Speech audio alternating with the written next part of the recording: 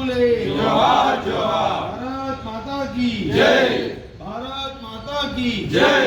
Bharatiya Janata party जिंदाबाद। साधिदाम सावित्रीबाई फुले आशयाలను साधिदाम साधिदाम साधिदाम सावित्रीबाई फुले आशयाలను साधिदाम साधिदाम। भारत माता की जय। अमर रहे सावित्रीबाई फुले अमर रहे सावित्रीबाई फुले अमर रहे साधिदाम साधिदाम सावित्रीबाई फुले आशयाలు సాధిద్దాం। భారతీయ జనతా పార్టీ ఆర్మూర్ పట్టణ శాఖ ఆధ్వర్యంలో ఈరోజు సావిత్రిబాయి ఫులే 193వ జయంతి సందర్భంగా ఆమె ఆశయాలను నెరవేర్చాలని చెప్పి ప్రతి ఒక్క భారతీయుడు కూడా ఆమె ఆశయాలను నెరవేర్చాలని భారతీయ జనతా పార్టీ కోరుతుంది. భారతీయ జనతా పార్టీ పట్టణ శాఖ ఆధ్వర్యంలో ఈరోజు మరి బాపురావు పుల్లే గారి సతీమైనటువంటి సావిత్రిబాయి పుల్లే గారి జయంతి ఘనంగా జరుపుకోవడం జరిగింది.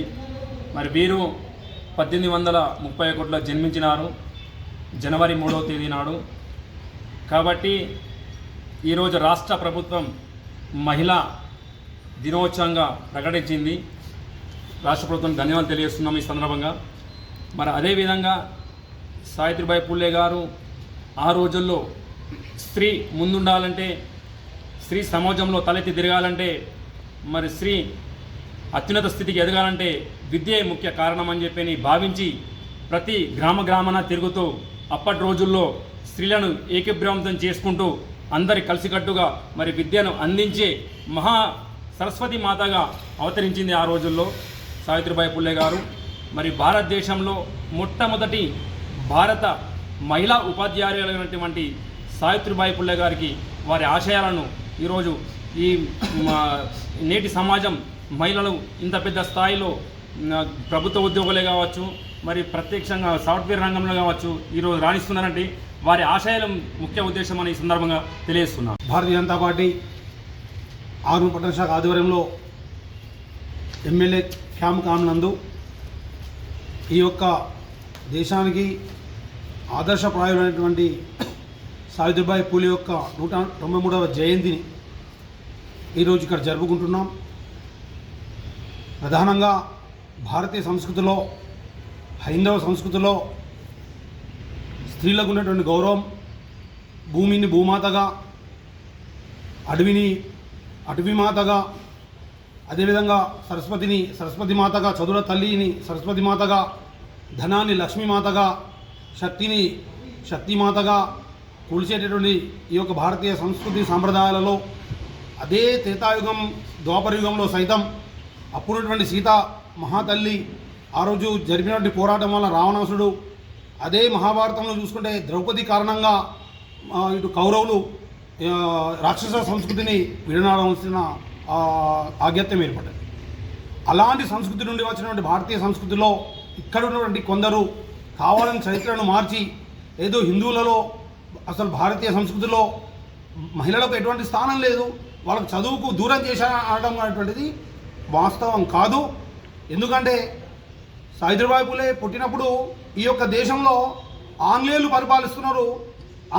ఆమె చిన్న వయసులోనే ఆమె పెళ్లి జరగడం జరిగింది.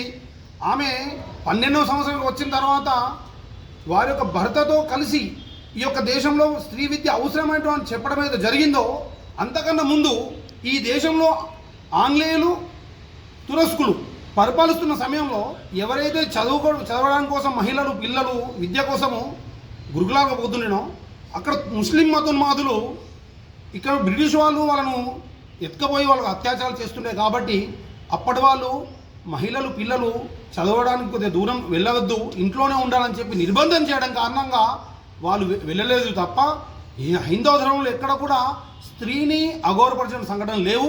కావాలని చరిత్రను వక్రీభవించే ప్రయత్నం చేస్తున్నారు.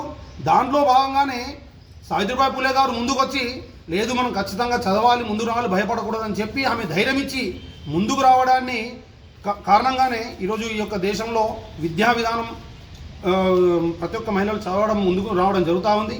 అదేవిధంగా మా పట్టణాధ్యక్షుడు దేవగుదయ గారు, ప్రధాన కార్యదర్శి వేణుగారు చెప్పినట్లు ఈరోజు సాంకేతిక రంగంలో, శాస్త్ర రంగంలో కూడా ఈరోజు మహిళలు ఎంతో ముందున్నారు. వీళ్ళను ఆదర్శంగా తీసుకొని మహిళలు సైతం రాజకీయ క్షేత్రాల్లో కూడా ముందుకు వస్తున్నారు. ఈ యొక్క ఆదర్శాన్ని ముందుకు తీసుకెళ్లాల్సిందిగా భారతీయ జనతా పార్టీ కార్యకర్తలే కాదు, భారతీయ జనతా పార్టీలో ఉన్నటువంటి ప్రతి మహిళను కూడా, అదేవిధంగా ఈ రాష్ట్ర ప్రభుత్వం ఏదైతే ఈరోజు మహిళా ఉపాధ్యాయుల దినోత్సవంగా ప్రకటించిందో దానికి కూడా భారతీయ జనతా పార్టీ తరఫున ఈ యొక్క రాష్ట్ర ప్రభుత్వానికి ధన్యవాదాలు చేస్తాము. జనతా పార్టీ మహిళలను ఎంతవరకు ఆదరిస్తుంది అంటే, భారతీయ జనతా పార్టీ ఆధ్వర్యంలోనే ఈరోజు రాష్ట్రపతి ముర్ము సైతం కూడా ఒక మహిళనే.